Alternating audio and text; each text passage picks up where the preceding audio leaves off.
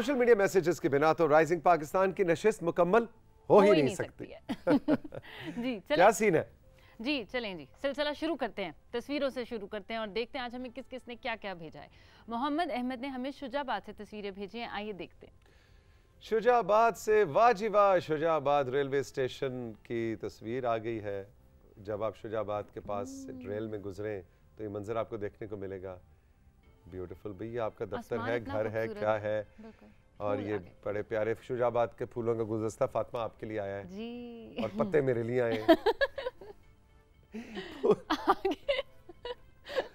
फूल आप कबूल फरमाए और पत्ते मैं कबूल फरमाता हूं। जी जी जी। मोहम्मद साद आफ्ताब ने हमें रावलपिंडी से तस्वीरें भेजी, आइए देखते हैं। लो जी, रावलपिंडी वालों की एंट्री होगी। वाह जी वाह, प्यारा प्यारा खूबसूरत ग्रीन मंजर। इसमें फिल्टर है?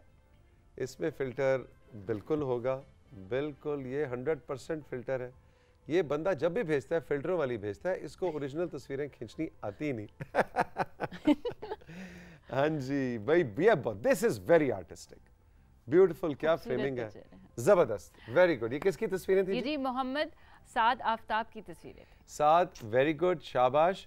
और जनाब कंट्रोल रूम कह रहा है कि साद ने अपने मैसेज में नीचे लिख के भेजा है कि तौसीक अंकल, इसमें मैंने कोई फिल्टर इस्तेमाल नहीं किया। Oh very good. और देखो, नहीं भाई, तौसीक अंकल की नजर दूर की भी कमजोर हो सकती है। मुझे दूर से अब फिल्टर नजर आने लगा। दुनिया और कभी-कभी हम मजाक भी करते हैं, है ना? आजकल तो है, कभी-कभी हम मजाक भी करते हैं। नहीं नहीं, मैं तो वैसे सीरियस था। अच्छा? मुझे वाकई लग रहा था फिल्टर लगे। मतलब फिर आप ये देखो, इतनी खूबसूरत तस्वीरें थी कि इनको लगा फिल्टर। Exactly. अच्छा जी। फिर हमें फवाद नूरी ने रावलपिंडी से तस्वीरें भेजी हैं, आइए देखते हैं। ओके जी, रावलपिंडी वालों की एक और एंट्री हो गई है। फवाद नूरी, जबरदस्त। ये तो पोलो ग्राउंड लग रहा है मुझे। हाँ जी, ये पोलो ग्राउंड है, लश ग्रीन। हाय हाय, इस पे तो बस मैं जाके लेट जाऊं और धूप लगती रहे, है ना जी। अभी डॉक्टर डाहा कह रहे थे अल्ट्रा वायलेट रेज से बचें, मैं कहता हूँ नहीं नहीं डॉक्टर साहब, बस रहने दें, इस पोलो ग्राउंड में धूप सेकने का अपना ही मजा है। अतीक और रहमान भट्टी ने हमें शुजाबाद से तस्वीरें भेजी हैं, आइए देखते हैं। लो जी, शुजाबाद से और एक एंट्री होगी। पहले भी शुजाबाद की ही एंट्री थी। ब्यूटीफुल मॉस्क भाई, बहुत खूबसूरत मस्जिद सकीना है जी। ये तहसील जतोई, जिला शुजाबाद, मुजफ्फरगढ़ से मस्जिद सकीना, बहुत खूबसूरत तस्वीर थी। सनसेट है या सनराइज? ये सनसेट है, मेरा ख्याल है सनसेट है। कंट्रोल रूम बताएं जी, सनसेट है। क्या कह रहे हैं जी? राशिद कहता है गौर से देखें, अगर ये रुख आपका मगरिब की तरफ है तो सनसेट है, अगर मशरिक की तरफ है तो बताओ ये मगरिब वाला रुख था या मशरिक वाला? ये बीच में था, ये शुमाल में था। जी। हाँ जी। आज से बच्चों, ज्योग्राफी की क्लास की मैडम आ गई हैं, वो कह रही है सन राइजेज इन शुमाल। देखिए मेरी बात सुने, आज अनाया नहीं है तो मैंने कहा मैं आज आपका थोड़ा टेस्ट ले लेती हूँ। अच्छा जी। उसके बाद हमें सुमेरा खान ने मर्दान से तस्वीरें भेजी हैं, आइए देखते हैं। लो जी, मर्दान वालों ने प्यारे प्यारे टिंकू और पिंकू पर आगे भेजे, है ना जी। Sumera, thank you very much, बहुत शुक्रिया। वाह जी वाह, मोर भी आ गया। मोर का भी तो नाम रखे ना, है ना। मोर का नाम पे पंखू। पंखू, ओके। हाँ, पंखू। और तितली का नाम रखे, चलें जल्दी जल्दी। तितलू।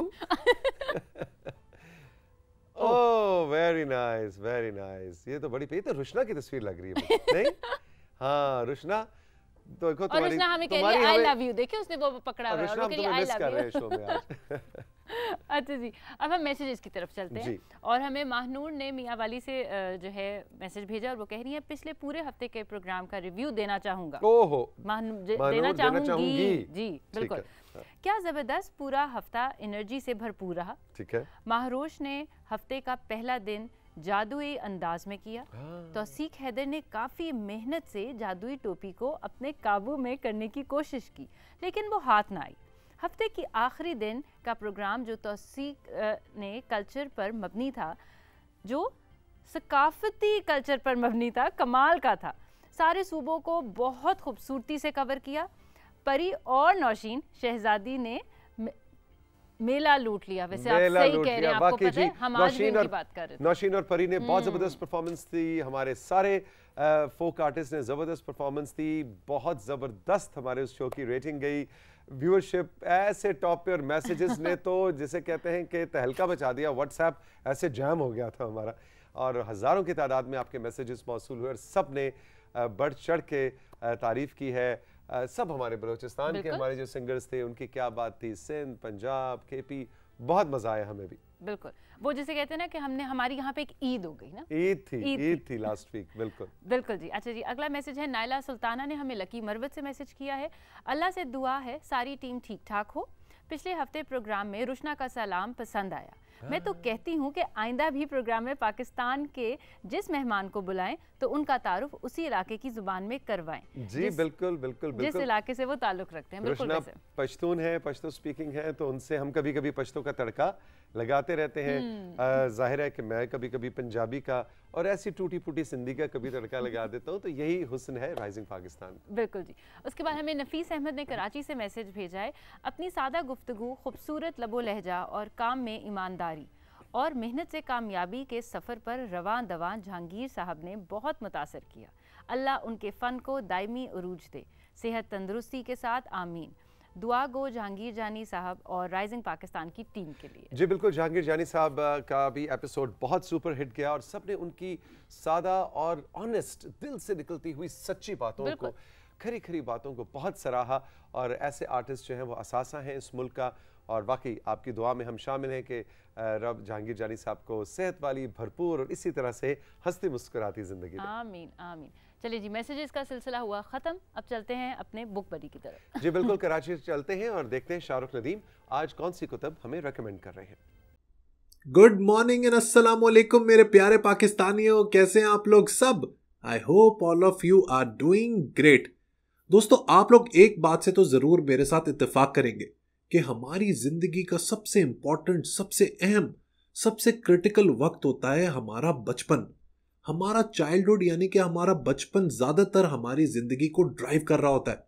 अगर हमारे पेरेंट्स अच्छे थे, हमारे रिलेशनशिप अच्छे थे, हमारे रिश्तेदार अच्छे थे और हमारे उनके साथ ताल्लुकात अच्छे थे, तो हमारा चाइल्डहुड बहुत ही ब्राइट होता है और इवेंचुअली वो हमारी जिंदगी को एक बेहतरीन शक्ल दे देता है। लेकिन कभी कभार बदकिस्मती से कुछ लोगों का बचपन बैलेंस नहीं होता, अब्यूसिव होता है, उसमें बहुत ज्यादा स्ट्रेस होती है, जिसकी वजह से उनकी पूरी जिंदगी के ऊपर उसका बहुत ही गहरा और नेगेटिव असर होता है। लेकिन डॉक्टर निकोल लिपेरा ने अपनी इस किताब how to do the work के अंदर एक ऐसा नुस्खा दिया है जिसको फॉलो करके हम लोग एक बैलेंस जिंदगी गुजार सकते हैं। वो लोग जिनका चाइल्डहुड अच्छा नहीं था और उनके अंदर आज भी एक डिप्रेसिव बच्चा जिंदा है, वो इस किताब के जरिए अपने आप को मोटिवेट कर सकते हैं, अपनी जिंदगी को बेहतर कर सकते हैं। डॉक्टर निकोल ने इस किताब को 3 हिस्सों में डिवाइड किया है। पहले हिस्से में वो बात करती हैं उस स्ट्रेस की, उस अब्यूज की जो कुछ बच्चे फेस करते हैं और उसकी वजह से किस तरीके से उनके ऊपर ज़हनी और जिस्मानी असर होता है। किताब के दूसरे हिस्से में वो बात करती है हमारे जहन के हवाले से, स्पेशली जो हमारा सबकॉन्शियस और अनकॉन्शियस माइंड होता है, क्योंकि हमारी ज्यादातर एक्ट्स यहीं से ओरिजिनेट हो रही होती हैं। और तीसरे हिस्से में वो एक जबरदस्त फॉर्मूला देती है जिसको फॉलो करके हम लोग एक मैच्योर और बैलेंस जिंदगी गुजार सकते हैं, चाहे हमारे बचपन में कुछ भी हुआ हो। देखें मेरे प्यारे दोस्तों, हर एक शख्स की जिंदगी में उतार चढ़ाव होता है। कभी वो खुश होता है, कभी वो डिप्रेस होता है, कभी वो सैड होता है और कभी वो हैप्पी होता है। इसी तरह हमारे बचपन में भी कुछ ऐसे वाकयात हो जाते हैं जो हमें डिस्टर्ब कर देते हैं। लेकिन दोस्तों, जिंदगी नाम ही है अपने आप को बेहतर करने का, अपने आप को ज़हनी तौर पे स्ट्रॉन्ग करने का। Just hang in their. अगर आप मोटिवेटेड रहेंगे, अपने आप को बिजी रखेंगे, किसी पॉजिटिव परसूट में लग जाएंगे, तो मुझे पूरा यकीन है कि आप लोग एक भरपूर जिंदगी गुजारेंगे। अगर आपने अपनी साइकोलॉजी को समझना है और अपनी जिंदगी को बेहतर करना है, तो ये किताब how to do the work आप लोगों ने जरूर पढ़नी है। दोस्तों, जो दूसरी किताब है आज मेरे पास, वो है उर्दू के मशहूर राइटर इंतजार हुसैन की बस्ती। इस किताब को 1969 में पब्लिश किया गया था और तब से अब तक ये अपनी शोहरत कायम किए हुए है। बेसिकली बस्ती की जो कहानी है ना, वो बेस करती है पाकिस्तान के क़याम से पहले की, जब यहाँ पर अंग्रेजों की हुकूमत थी। इसके अलावा पाकिस्तान के क़याम के बाद जो हालात थे, इसका भी इस किताब में जिक्र है। ये जो नॉवल है इंतजार हुसैन साहब का, ये इस बात के बारे में गुफ्तगू करता है कि किस तरीके से अलग अलग मिजाज के लोग आपस में हम आहंगी से रह सकते हैं, आपस में इत्तेफाक राय पैदा कर सकते हैं। वो कौन सी चीजें हैं जो लोगों को जोड़ सकती हैं और वो कौन सी आदत हैं, वो कौन सी बातें हैं जो लोगों को अलग कर सकती हैं, उनके दरमियान रंजिशों को बढ़ा सकती हैं। बस्ती के जरिए आप उन हालात को बखूबी समझ पाएंगे जो पाकिस्तान के क़याम के बाद लोगों को पेश आए और किस तरीके से लोगों ने उनको फेस किया और अपनी जिंदगी को आगे बढ़ाया। इंतज़ार हुसैन साहब का कमाल यह है कि जब आप ये नॉवल पढ़ते हैं तो आपको ऐसा महसूस होता है कि आप भी उसी बस्ती के एक बाशिंदे हैं। आप लोगों का मिजाज समझ सकते हैं, उनकी नफ्सियात समझ सकते हैं और उसके हिसाब से अपनी ज़िंदगी को गुजार सकते हैं। ऐसी किताबें दोस्तों ज़रूर पढ़ा करें, क्योंकि इसके ज़रिए आप मुआशरे में रहने के आदाब बखूबी सीख सकते हैं।